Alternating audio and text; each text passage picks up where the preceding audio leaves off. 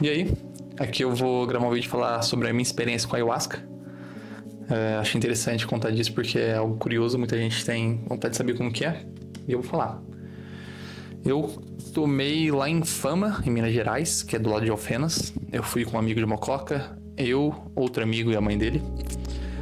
A gente foi lá tomar. Antes tive que ficar meio que em jejum de carne, em jejum de sexo e em jejum de açúcar também. Um jejum com o estômago um pouquinho mais limpo, sem coisas muito pesadas. E fui. A gente foi no dia 24 de dezembro, acho que 2019. E foi numa casa lá. Se eu não me estiver enganado, é Resgate Sua Essência, da Manu Marinho. Eu acho que nem existe mais, mas naquela época foi isso. Cheguei lá, assinei um termo de responsabilidade pra ver se eu não tinha nenhum caso de família de esquizofrenia, problema de coração, ansiedade. Eu tive que assinar um papel lá e tinha todas essas questões antes de iniciar. Antes de iniciar, ela me explicou como que ia ser e tal.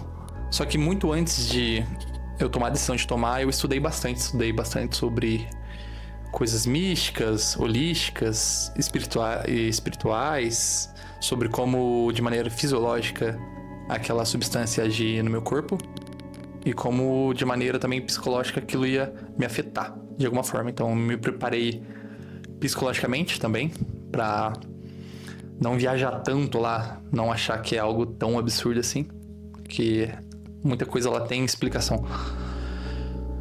Então fui. Chamou pra fazer uma fila, eu acho que já era umas 10 horas da noite. Fiz uma fila lá.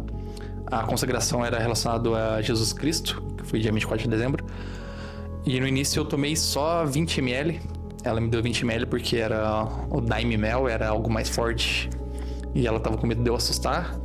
Então tomei só 20 ml ali no primeiro cálice ali. Tomei 20 ml, fui lá, deitei no colchonete, fiquei um tempo ali. E não queria bater não. Aí eu fiquei tipo uma meia hora.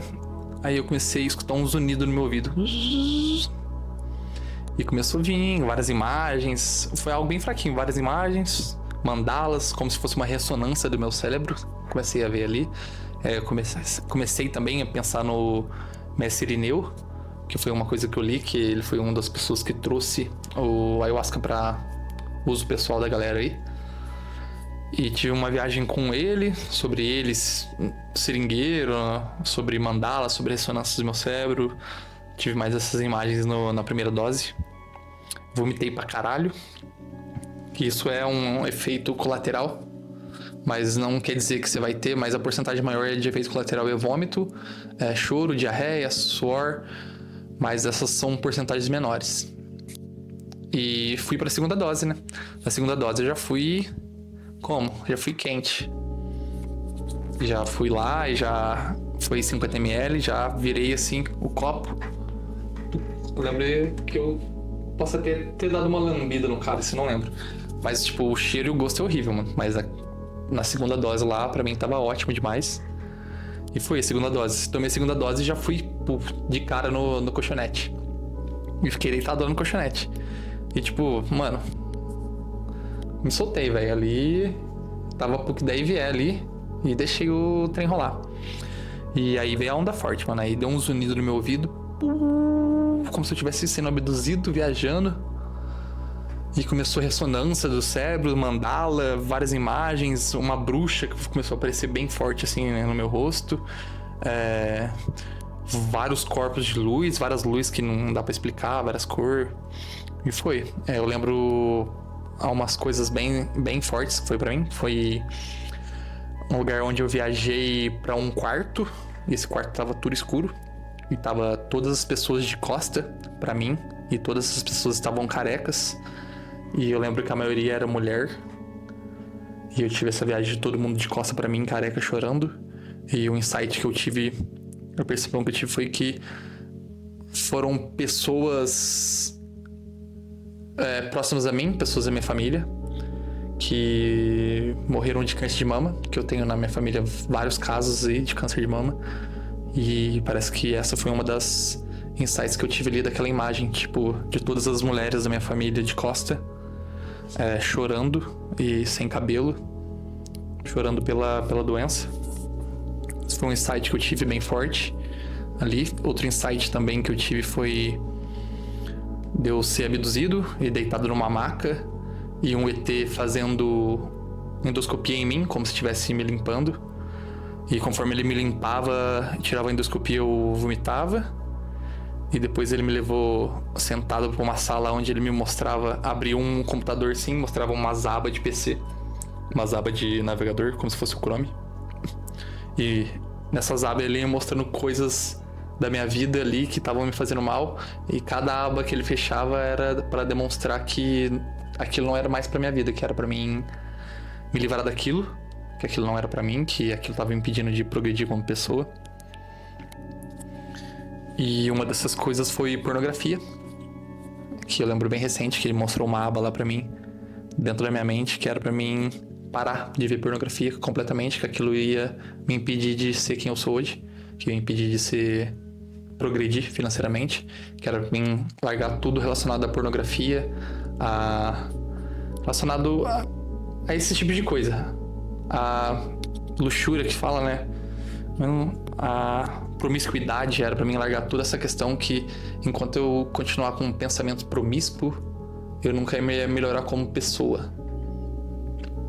Ou evoluir em alguma vocação que eu sei, que hoje no caso seria a criação de conteúdo.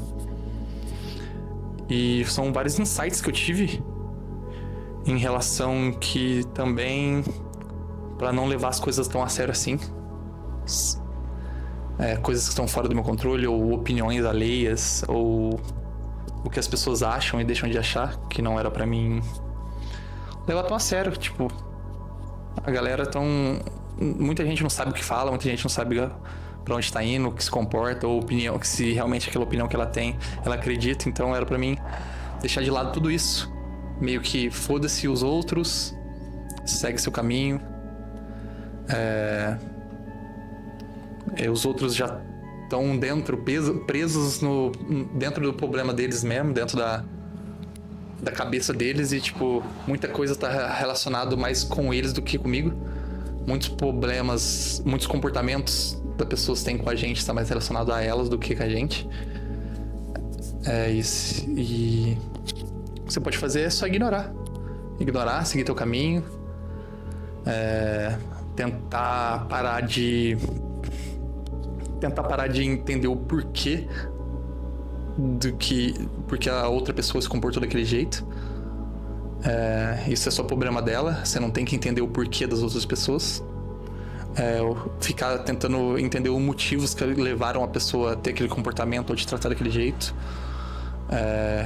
Isso não é problema seu. Tipo, basicamente isso é só problema dela, com ela, que ela tem que resolver. Você não é psicólogo para resolver o problema dos outros. E também você não tem que entender nada, entender ou relevar alguma atitude dos outros. Você simplesmente pode decidir não relevar, tirar aquela pessoa da sua vida, seguir na sua frente. E isso não tem nada de ruim. E é isso, acreditar só no que é demonstrado, aquilo que é demonstrado no teu dia a dia, aquilo que as pessoas fazem por você, aquilo é o que realmente existe.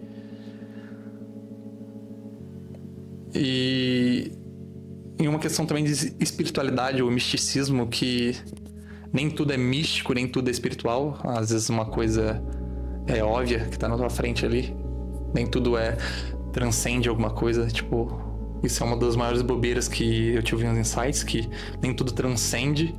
Basicamente, as coisas simples são as coisas simples são as coisas simples. Não sei como explicar isso.